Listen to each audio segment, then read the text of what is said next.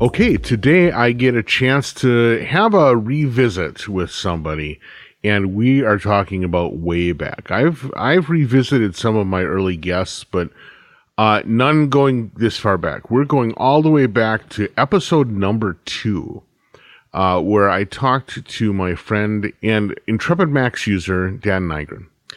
He has been continuing to toil away at the most incredible stuff, and so we're going to get some updates on that. But also, episode number 2, I didn't really know what I was doing or how I wanted to carry on the conversation at the time. Since then, we've really gotten a lot more. We kind of have a narrative that we're trying to hold, and so this gives me a chance to go back and kind of ask some of those questions that went unasked back then. So with that, I'm going to say hi to Dan. Hey, Dan, how's it going? Hey, Darwin, I'm doing great. Thanks for having me back. Yeah, well, sorry it took so long, but I'm glad we were able to do it. I looked it up, man. Yeah, I know, right? October of 2013. Isn't that crazy? I cannot believe. I'm not sure that I've really done anything, any one specific thing for this period of time, short of Max programming. I mean, it's pretty ridiculous. You've had a great run, and I'm an avid listener still, so happy to be back on here. Well, that's really great. I sure appreciate that.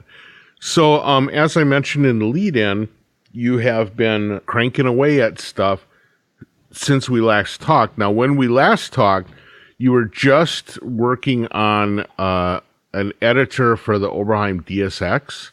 Yeah. Where is that at? So I finally finished that project up. As you remember, that was the third of my trio of hack projects, right. Where I reverse engineered the cassette save format for some old sequencers, starting with the MC202, and then I moved on to the Roland MC4, and then I was getting all kinds of requests for the Oberheim DSX too. So. Right. Tackled that and finally finished it up. So we didn't really talk about it then, but I'm kind of curious now in getting those data streams and ripping them apart. What was there any analog to an existing technology that you got to reuse? I mean, was it like working with modem tones, or was it even stupid simpler than that? Well, basically, it's just two alternating frequencies, and one the low frequency is the off bit, and the on frequency is the faster frequency. And there wasn't really a lot to go on. I did do a bit of research early on when I was just starting with the MC202, and there was a standard called the Kansas City standard that I don't know much about, but I think it had it was back in the early computing days, and I think Bill Gates and some of those other legendary folks lent a hand to defining what that standard was, because back then that was how computers saved information as well to cassette tape. So don't ask me more details about it, because I honestly can't remember. It was so long ago. But I had a little bit of background into how sort of they intended for the bit streams to be encoded and stuff. But clearly for sequencers in the synth world, there was no template. So it literally was going kind of note by note and trying to figure it all out. Once I understood at a high level how each of the manufacturers encoded things, it actually fell into place relatively quickly once I understood at a high level how things work. Now, when I say relatively quickly, each one took me probably a year plus to decode. Mm-hmm. But I don't know, I'm kind of weird like that. I like these challenges. Well, apparently so, because you actually have clued me in on the next challenge, which is, I swear, there are going to be people that are listening to this next one. I'm going to warn you, we're going to mention a synth. If you're driving to work, don't hit the rail. It's just relax. You're working on ... The Ensoniq Fizmo. And the purple wonder.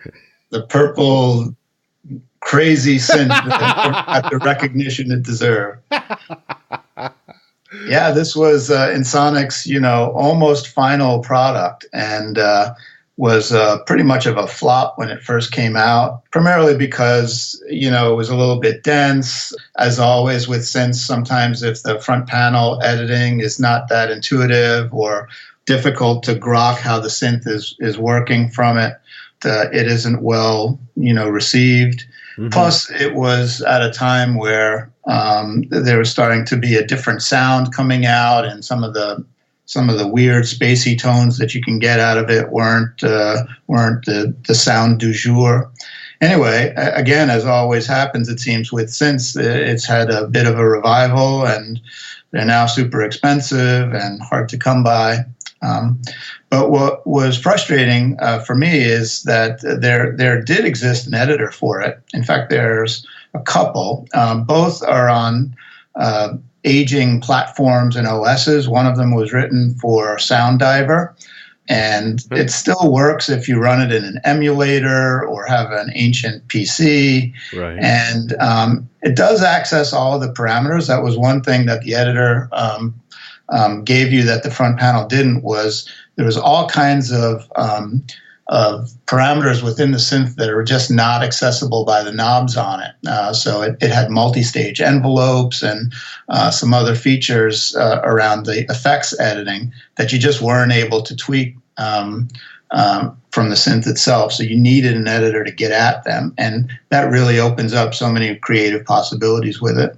So that Sounddiver editor did give you access to it, but it was kind of finicky. It crashed pretty regularly. And like I said, firing up my Mac these days, it's a bit of a chore to get that thing running and integrated with the rest of my studio and so on. So anyway, I decided to tackle that. So on the surface, I was like, okay, no big deal. Just show me the sysex spec or the NRPN spec or whatever, and I'll code it up. Well, lo and behold, that was never published. So once again, I found myself in a reverse engineering situation, which, kind of tantalizes me at the same time. Right. So here I am now, many, many, many months later, getting closer to the end, but I'm pretty sure it's going to be well received. I've teased it in a few online forums and Facebook sites and so on, and people seem to be pretty excited. Well, I think that's one of those funny synths where, again, I mean, you hit it on the head, that at the time, the sound that it kind of naturally did was not the flavor of the day. And so it was largely ignored, except I knew a number of people who also weren't the flavor of the day that loved the sound of that thing. Yeah. And they got it and tried using the front panel and would get so frustrated. I think because, as you said, not necessarily all the data was available from the front panel. And, there was just like some really frustrated people out there that still couldn't not have a Fizmo. It was hilarious. Yeah. So what's super exciting for me about this project is that I've actually been able to track down some of the people involved with aspects of either the synth or the Sounddiver software that I referred to kind of work with me on it. And they're essentially my beta testing group right now. So I've got a couple of folks who worked on the synthesizer itself from Ensoniq, and I also got the author of the Sounddiver editors, which is fantastic because when I have questions, granted it was like 30 years ago that he wrote the thing, but if he tries real hard, he can help me remember how things worked at the time and gives me clues on things. So it's a fun group, and like I said, I'm getting close to the end. I'm not going to give a date or anything, but I can see the light at the end of the tunnel. Well, that's really interesting because a lot of times people, when they run into product, especially if it's a product that isn't that isn't embraced by the public, they kind of never want to talk about it again. It's interesting that these people are still really engaged or willing to be engaged. Yeah, no, well, I think they too have seen sort of the revival of the synth and are maybe kind of rejoicing in the late, but all the same, much appreciated recognition that it probably deserved. Right, indeed. Now, One of the things that developed in the podcast after you and I last talked was this interest in hearing people's stories of, like, their beginning stories, right? Their development into the artist or maker or creator or hacker that they became, right? And we never really delved into that because I didn't know what was going to be the interesting story at the time. Now that I have a chance to talk to you, I would like to learn a little bit more, because it strikes me that you have a very fascinating combination of stuff that represents Dan, right?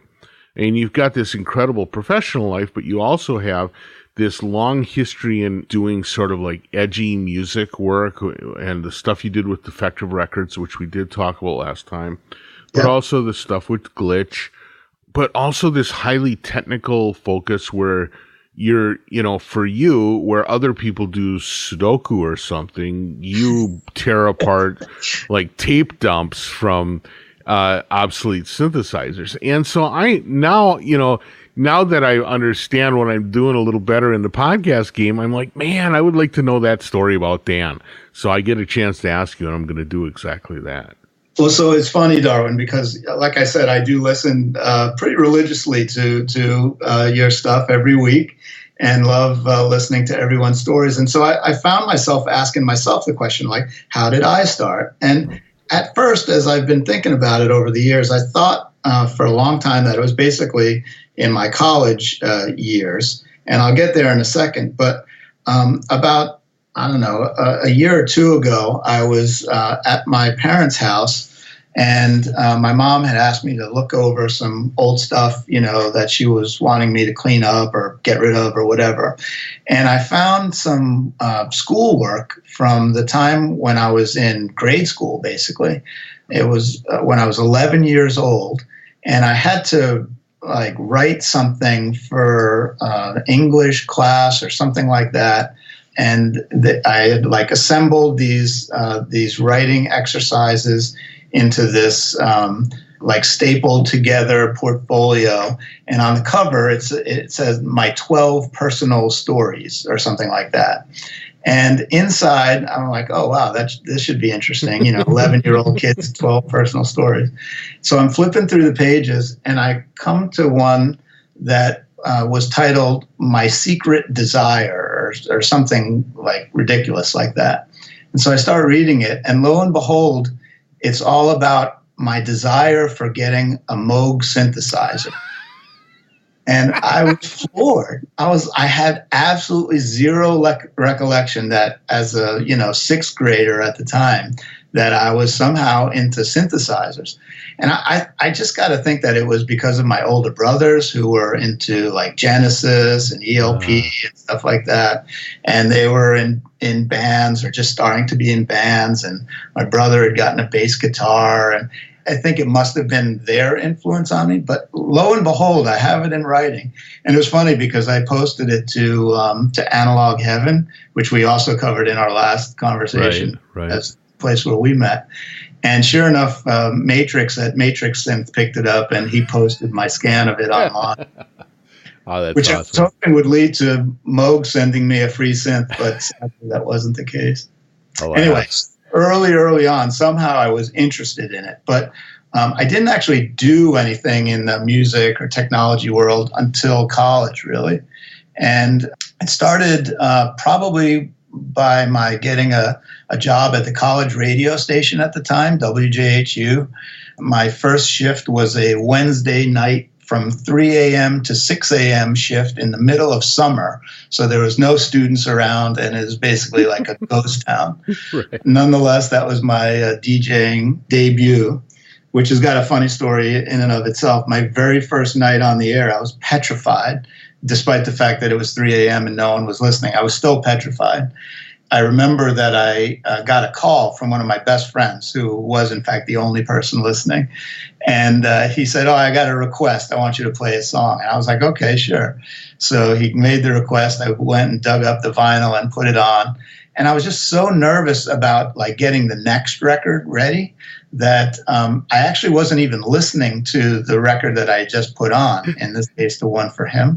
I was totally playing it at the wrong speed. It was 45 instead of 33. And the whole song played, and he called me up after, and he's like, "Did you do that on purpose for me?" I was like, "Do what?" So that was my DJ debut. Nonetheless, I got better with time, and I gradually got better shifts and moved my way up the ladder, so to speak. And what happened was that, obviously, with college radio, you get exposed to a lot of interesting, non-sort of top 40 kind of radio and music. That was the beginnings of me being exposed to all kinds of really cool alternative and very electronics-heavy kinds of bands.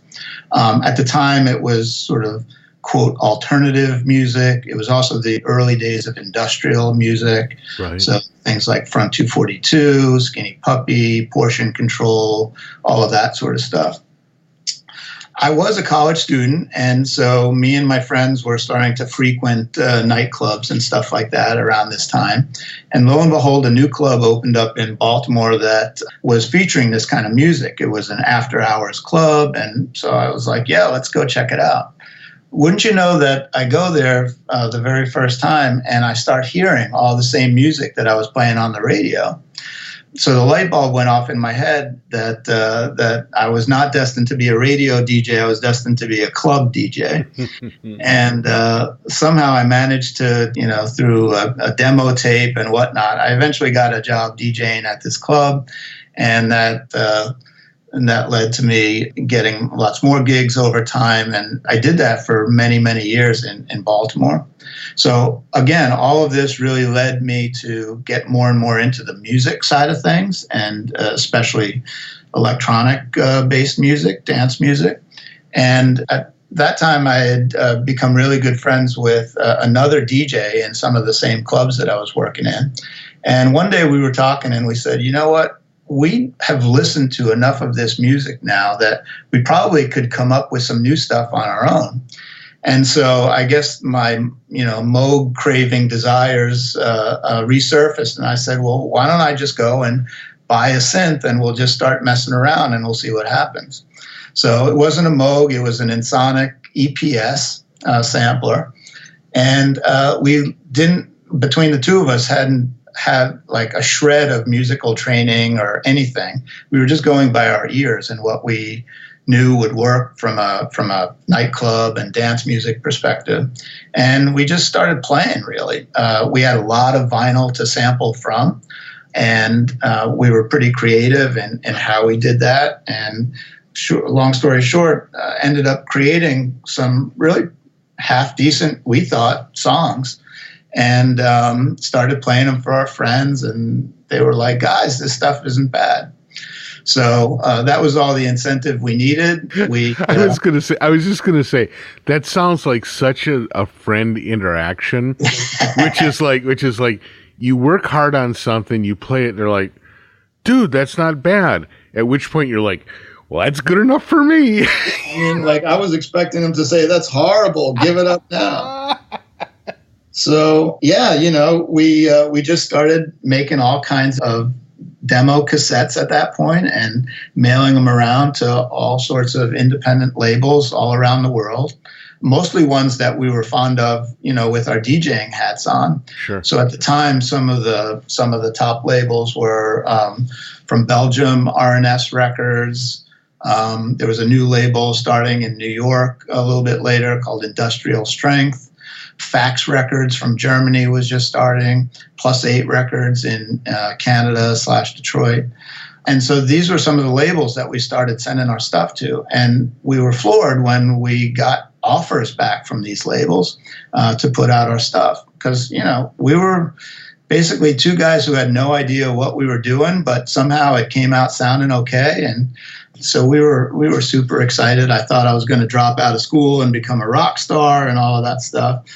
Needless to say, that didn't happen, but we did get out quite a number of really pretty good releases, we thought. We got to work with some great people who went on to become sort of legends in techno and early dance music, electronic dance music, and consider ourselves really lucky to have kind of stumbled on it. Now, how much do you think that, coming from like no background in it, how much do you think that what you were able to produce was a result of the DJing work that you were doing? Oh, it was like 100%, basically. Obviously, we knew what worked on the dance floor. We knew what was popular at the time. I won't say that we copied it in any way. In fact, probably the reason we didn't get bigger than how we ended up going was because we were a little bit different, a little bit off kilter from the main stuff that people were playing. But definitely it influenced us. We really wanted to try and use sampling in a creative way at the time. So we were not sampling, whole sections of songs. Frankly, we couldn't with our synth sampler we had at the time. You had like 2 seconds on the EPS or something. But so we were really creative, did a lot of kinds of granular tricks and just little one-shot sorts of things. And I don't know, it just worked somehow. Well, it's interesting, too, that the EPS was your entree, because anyone who was using that at the time or even would go back now and work with it, I think would agree that it, while not necessarily a high-precision tool, it was kind of fast. Once you built the muscle memory, it was really fast to kind of like buzz around inside of there. You could really pull stuff together quickly. It's funny that you say that, because my label mate and friend, Bump Stadelman, he would tease me because I literally would not look at the buttons on the front of the EPS, because it was like I was touch typing. Right. I got so facile on it. And we were resistant to using a computer for sequencing. So we were using the onboard sequencer in the EPS and then the EPS 16 Plus after it. I was going to ask if you because there again, that's one of those things where people that got into it just really kind of loved the simplicity, but completeness of that little sequencer. Yeah. And I was sort of stubborn because Bump was pushing me to trying out a computer, and lots of people he's heard had started.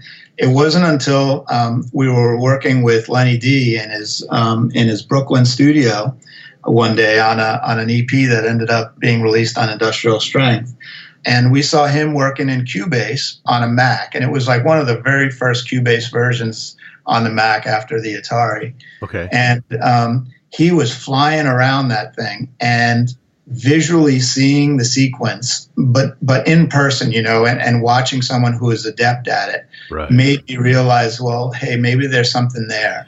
So I remember we went home to Baltimore after that, and I bought Cubase, and I was no looking back at that point.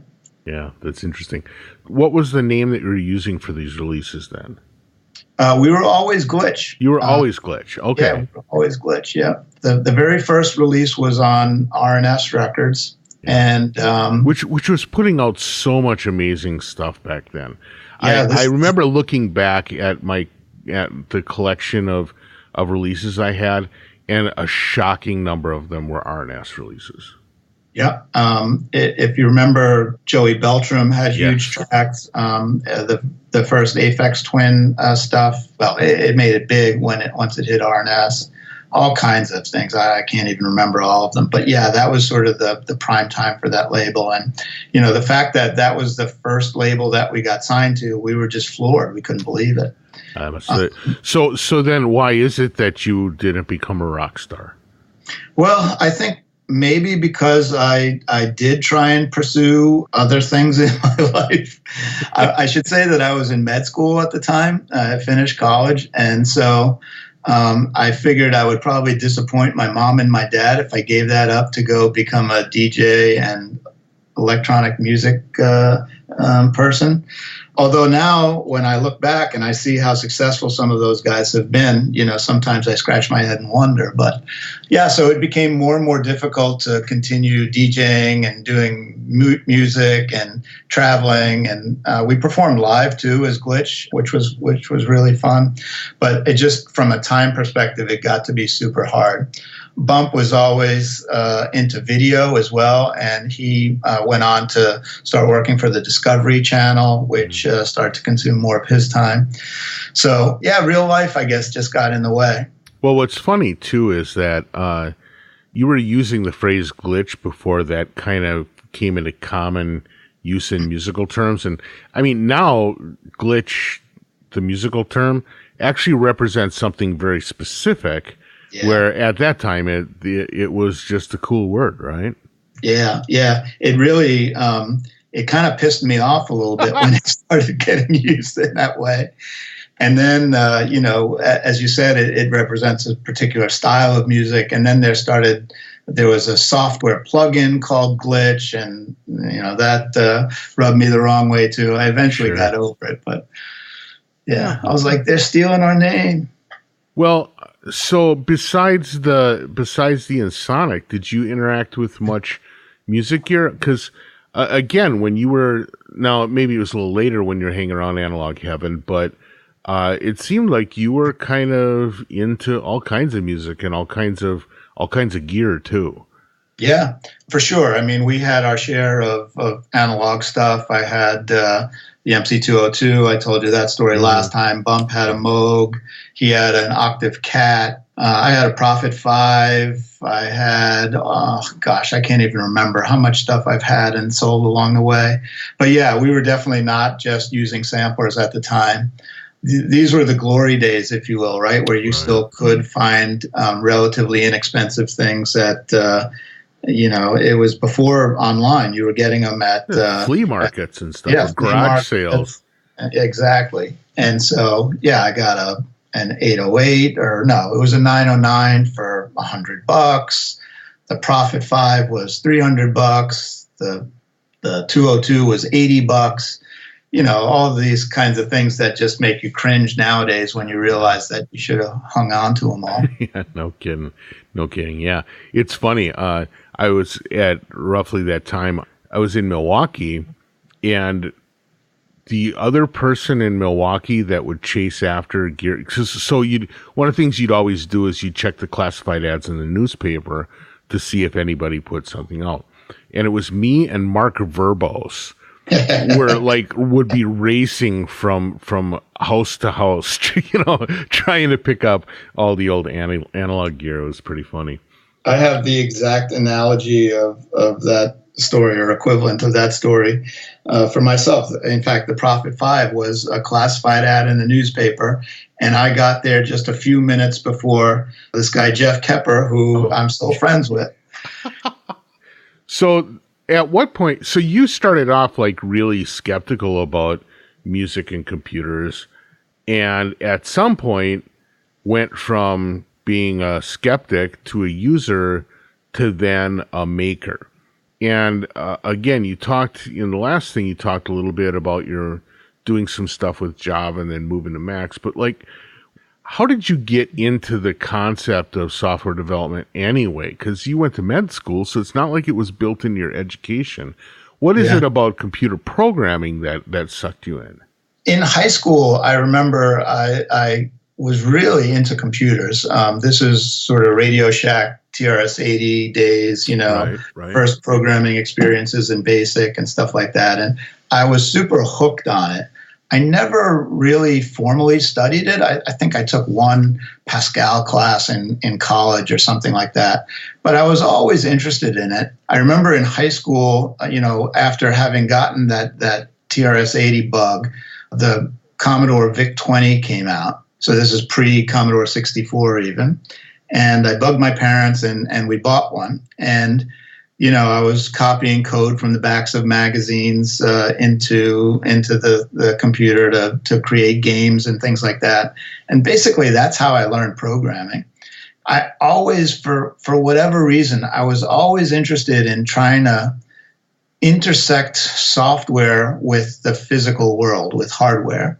And I remember my first experience with that. At the time in high school, I was really into bike racing. And so I had like these stationary rollers in my house that I would train on in the winter. Sure. Right. Like that. Yeah. And this was in the days before you could just clamp a thing that you bought at the store on your bike that would show you your speed, your cadence, and all of that stuff. So I remember I just had a class in physics in high school, and they were teaching us about moving magnetic fields and how those create an electrical pulse. Like if you have two magnets that pass one another, it creates a little electrical pulse. And so a light bulb went off in my head that I could somehow rig up magnets on my stationary bike so that every time the wheel went by, there would be one magnet on the wheel and one on the frame of the bike, and that would trigger a little electrical pulse. And so I literally like bought these magnets that you used to get on window frames to like as burglar alarms to detect. Yeah, sure, of course. I bought them at Radio Shack, and one end of one magnet had a little wire coming out of it. And so I said, okay, I'm going to sense the electrical pulse. And I literally just jammed the thing into like the joystick input port of my VIC-20. No clue what like amount of electricity was going to come out of this thing or whether I was going to fry my computer or not. But lo and behold, it worked. I was able to sense that little electrical pulse every time the magnets passed one another within a software application that I wrote. And so I ended up writing my own little software that like showed me my cadence, my speed, and other kinds of stats like that. And so I had the bug at that point to sort of write code. And especially, I was really interested in this software-hardware intersection. And so that's sort of, you can see the trajectory towards things like 202 Hack and all of those other applications that we've talked about. Absolutely. Well, that makes so much sense now to get an understanding of that, because it's not only, and also sort of like how the obsession ends up where it did. Yeah. Because it's not only, what it looks like from the outside is not only is it that you can interact with the hardware like this, but that in a way it's sort of improbable. And so the finding the trick to make it work is actually a big part of the satisfaction for you. Yeah. I remembered another one as we've been talking. When I was a medical student, I was doing like a summer internship or something working for a neurosurgeon. He was a guy who used to implant like these spinal stimulators into patients who had chronic pain. Oh, sure. Right. Turns out that if you deliver little electrical pulses over your spinal cord, you can alleviate pain in some people. The problem is they needed to be really finely tuned so that the pain coverage was in the area that you needed it to be. And so they used to do this manual process where they would tweak something on the stimulator, and then the patient would tell them, yeah, it works or it doesn't work. So the neurosurgeon wanted to write a piece of software that would essentially automate changing the parameters on the spinal stimulator and then allowing the patient to indicate on like a little tablet where they would draw on a figure of a person where they were feeling analgesia. So if they had pain in their left hip and they were feeling analgesia on their right hip, and they would indicate that by drawing on this little figure of a person on a trackpad kind of thing, then you would know, or the system would know that it needed to alter the spinal stimulator pattern. And so I wrote the software that basically allowed that graphical input from the patient to be interpreted and to then alter the spinal stimulator coverage pattern. So that was another example of, again, obviously very real hardware, system together with software. And I just love that stuff. It pushed some buttons for me, so to speak. Sure. Now, did you ever do any experiments in mixing the two? Like, I remember back in the day, there was like at least some level of interest in saying, well, let's like put receptor pads on people's foreheads and see what their brain waves might make as music or stuff like that. Did you ever goof around with that, or was that just, did you not want to mix the two? No, so I didn't myself, but I'm very, very, very aware of what you're talking about. So at the time in Baltimore, when I was in college, so this is before med school, my initial introductions into synthesizers and so on were through the radio station, but I also ended up taking a formal course in electronic music, and it was held at Goucher College. And they had a computer music studio, and it was sort of the sister studio to the Peabody Conservatory's computer music studio. Wow, okay.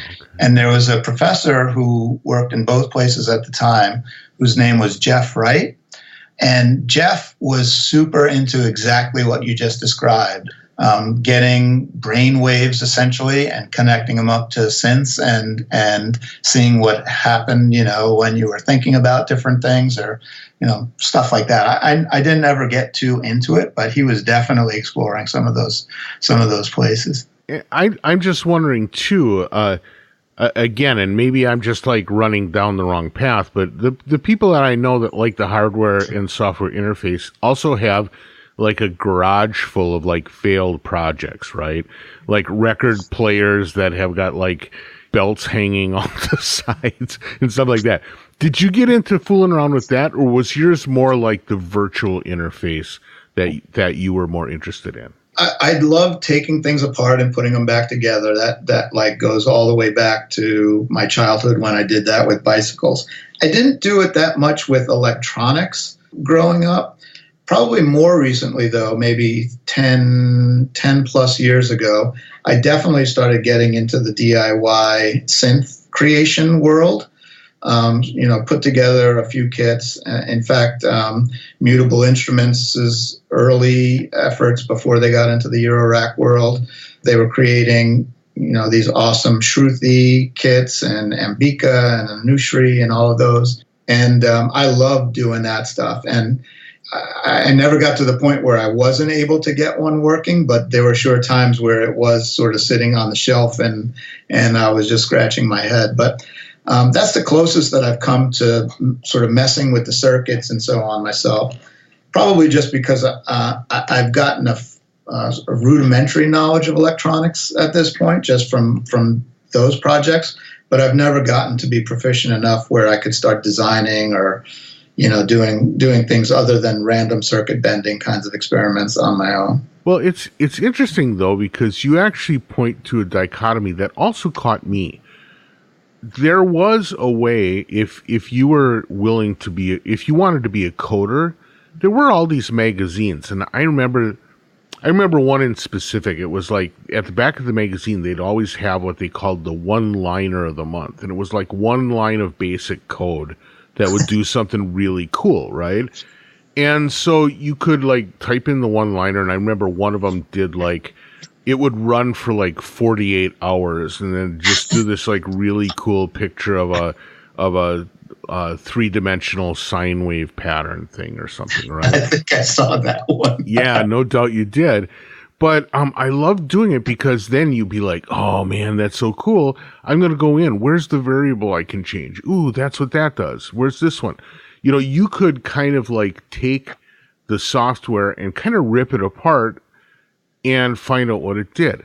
I never had that experience with electronics. As much as I wanted to, I never had that experience where there was some kind of thing that was like, just build this and then just like start messing with this one component. Now just start messing with that one component. Now, I get that if I would have just done it, that would have been fine. But there was something about the software that made it really easier to play in that way than working with hardware did. Yeah, no, I completely agree, and I think I'm of the same mind. Because sure, I could have started breadboarding things and doing that experimentation that you just described, but it was just a little bit more effortless in the virtual world, in the computing world, and I think that's where the experimentation was a little bit easier. Yeah, so true. Well, now you've come a long way to the point where you're. I know this from my work with cycling, is you are kind of on the forefront, not only of doing like full-fledged applications using Macs as the programming language, but literally getting them, for example, on the Mac App Store, right? Yeah, that's been another sort of challenge that I have loved taking on, although there's been a ton of head banging to go with it along the way. But yeah, I don't know why. I think it was a little bit of a kind of experiment when the Mac App Store was first launched. I thought, wow, that would be kind of cool if we could figure out a way to get Mac's applications up on there. And going back historically, for whatever reason, I've always tried to make my finished apps as kind of polished, if you will, as possible. I don't like having people look at it and say, oh, that's a Mac's app. Right. Not that there's anything bad with that, but I've always taken it as a challenge to see, let me figure out a way to make this as polished looking as possible so that it's indistinguishable from any other kind of app that I would be using on my computer. And so with that background, I said, well, okay, that's the next challenge, is to figure out how to get this stuff approved on the Apple Store. And, you know, Apple is super rigid with this stuff. And because we don't work in Xcode or the usual platforms, everything turned out to be a challenge. And they keep moving the goalposts along the way. So an application that was A-OK and distributable by the App Store a year or two ago is now no longer OK, because it's got to be 64-bit, or you've got to have it live in a sandbox, or et cetera, et cetera. Yeah, well, I've noticed that that's been a really kind of a harsh frustration for you, because a lot of times it seems like these decisions are almost made arbitrarily. Like, hey, you can't have a library that looks like this anymore, you know, because maybe conceivably it could be used for some sort of like system hack, I guess, or something, or it could provide a vulnerability. But the flip side of it is, it's, you know, it may not even have that much to do with the application you've written. It just happens to be included as part of the bundle or whatever. That's exactly right. Yeah, there's just a ton of overhead that's involved. But, you know, this is a testament to the Mac's community. This work wasn't all my own, for sure, in getting my app or any other people's apps up on the App Store. There really was a number of people who were involved initially and who have been involved over the years to kind of keep up with all the changes. And so, you know, it's all up there on the Mac's forums for people to peruse and kind of dive in too. So that's one of the things that I love about the Mac's community is all the sharing that occurs. Sure. Well, so in addition, one of the things I would say, you're working on this thing with the Fizmo, but you've always kind of had sequencers under your fingers. Are you fiddling around with any sequencer stuff at the moment? I've not been. I basically have been consumed by this Fizmo stuff for a while, and then the DSX before it. I have been keeping up with my existing sequencers, Cyclic, M185, and the Clay, which we talked about a fair amount last time. Right. I just updated them all for, like we were just talking about, for 64-bit and just kind of keeping up with technology and operating systems and so on as they change. I do want to continue to do more sequencers. I've got a few ideas that are on the list that I want to get to, all kind of esoteric, sort of crazy stuff. But in particular, I love sequencers that are step sequencers at their core, but that introduce a degree of randomness and unpredictability to them, right, but still staying musical at the same time. In particular, that's why I think the Clay and Cyclic are really fun sequencers, because you really can get some great musical happy accidents coming out of them, but you can still control them too, and there's a nice mix between the two.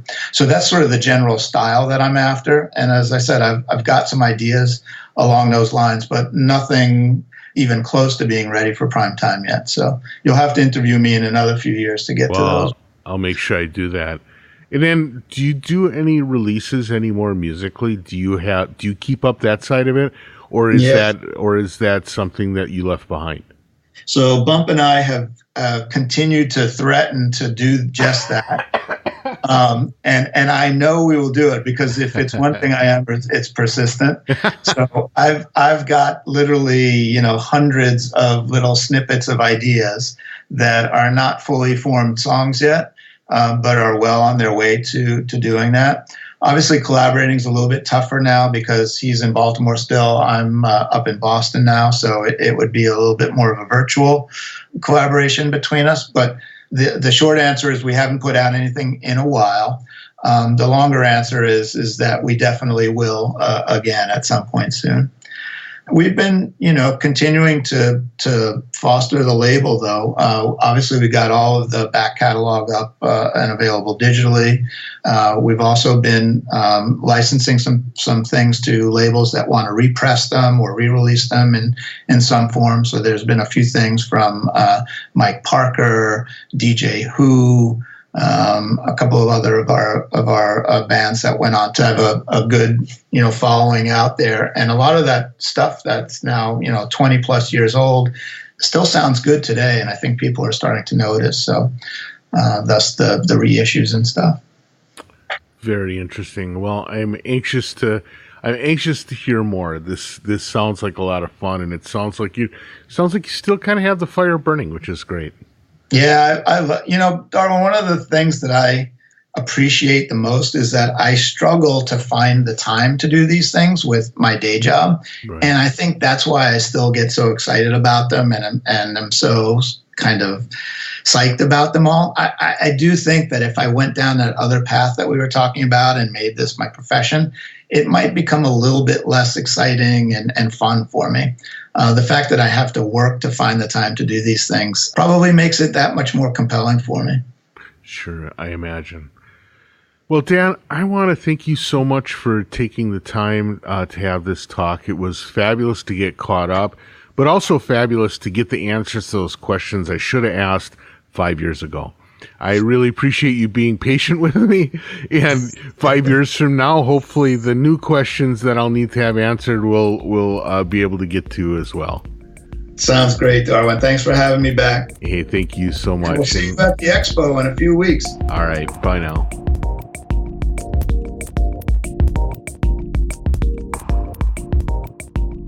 Well, many thanks to Dan for having the chat. It was great catching up after almost 5 years. It's amazing. But it was also great to kind of catch up on all those questions I wasn't able to ask way back then, and to learn a little bit more about how he got where he is, and also some of the new stuff he's been doing. Looking forward to meeting him at Expo, and frankly, I hope I get a chance to meet you at Expo too. It's at the end of April. You can go to cycling74.com/expo to check out more information on it. Practically the entire Cycling 74 crew is going to be there.